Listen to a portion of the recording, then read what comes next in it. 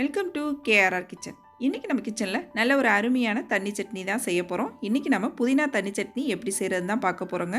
இட்லி தோசைக்கு ரொம்ப அருமையாக இருக்கும் இந்த சட்னியோட டேஸ்ட்டு. அதை விட பார்த்திங்கன்னா பஜ்ஜி போண்டாக்கெலாம் ரொம்ப சூப்பராக இருக்கும் இந்த சட்னி. இந்த சட்னி எப்படி செய்கிறது நம்ம வீடியோக்குள்ளே போய் பார்ப்போம். அதுக்கு முன்னாடி நம்ம சேனலில் இப்போ தான் ஃபஸ்ட் டைம் பார்க்குறீங்கன்னா சப்ஸ்கிரைப் பண்ணி வச்சுக்கோங்க. கூடவே பெல் சிம்பல் ப்ரெஸ் பண்ணி ஆளுங்கிற ஆப்ஷனையும் ப்ரெஸ் பண்ணி வச்சுக்கோங்க. அப்போ தான் நான் போடுற வீடியோஸ் எல்லாம் உங்களுக்கு தொடர்ந்து நோட்டிஃபிகேஷனில் ஒன்றுக்கு ஒன்றே கிடச்சிட்டு இருக்கும்.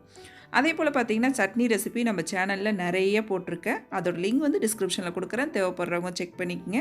இப்போ வாங்க அந்த புதினா தண்ணி சட்னி எப்படி செய்கிறதுன்னு பார்த்துடலாம்.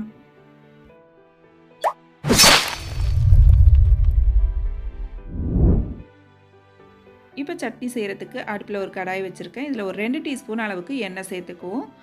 எண்ணெய் நல்லா காஞ்சதுக்கப்புறம் பார்த்தீங்கன்னா 6 பச்சை மிளகாய் சேர்த்துருக்கேன். நீங்கள் உங்கள் காரத்துக்கு தகுந்த அளவு பச்சை மிளகாய் சேர்த்துக்குங்க. இது கூடவே ஒரு 10 சின்ன வெங்காயம், ஒரு சின்ன துண்டு இஞ்சி சேர்த்துக்கிறேன். இப்போ இதை பார்த்தீங்கன்னா நல்லா வதக்கி எடுத்துக்குவோம். அந்த பச்சை மிளகாவோட வெங்காயத்தோட பச்சை வாடை போகிற அளவுக்கு நல்லா வதக்கி எடுத்துக்குவோம். நல்லா இதை வதக்கிட்டு அரைக்கும் போது பார்த்திங்கன்னா சட்னி நல்லா மணமாக இருக்கும். இது கூடவே நல்லா ஒரு கைப்பிடி அளவுக்கு புதினா இலை அலசிட்டு வச்சுருக்கேன், அதையும் சேர்த்து வதக்கி எடுத்துக்குவோம். இப்போ எல்லாத்தையும் நல்லா சுருளை வதக்கி எடுத்துக்கணும்.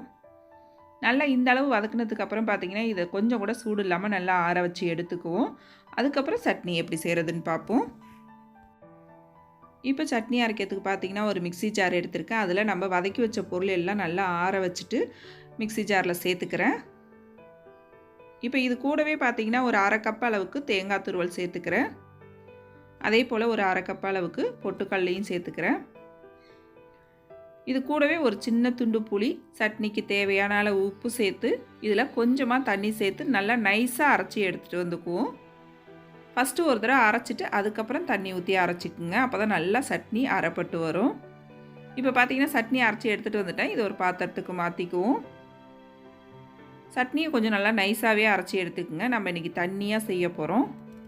இது கூடவே பார்த்திங்கன்னா மிக்ஸி ஜார் கழுவி நல்லா தாராளமாகவே தண்ணி சேர்த்துக்குங்க. தண்ணி சட்னி அப்படிங்கிறதுனால தண்ணி கொஞ்சம் அதிகமாகவே சேர்த்துக்குங்க.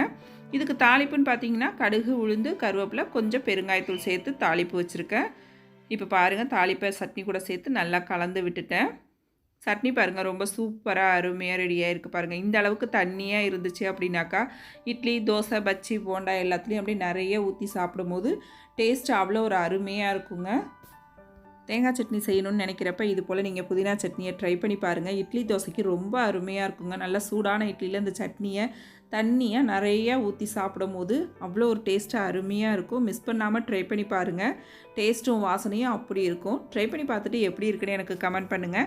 என்னோடய ரெசிபி பிடிச்சிருந்ததுன்னா லைக் பண்ணுங்கள், ஷேர் பண்ணுங்கள். மறக்காமல் நம்ம கேஆர்ஆர் கிச்சனை சப்ஸ்கிரைப் பண்ணி வச்சுக்கோங்க. நாளைக்கு வேறொரு ரெசிபியோடு சந்திப்போம். தேங்க்ஸ் ஃபார் வாட்சிங்.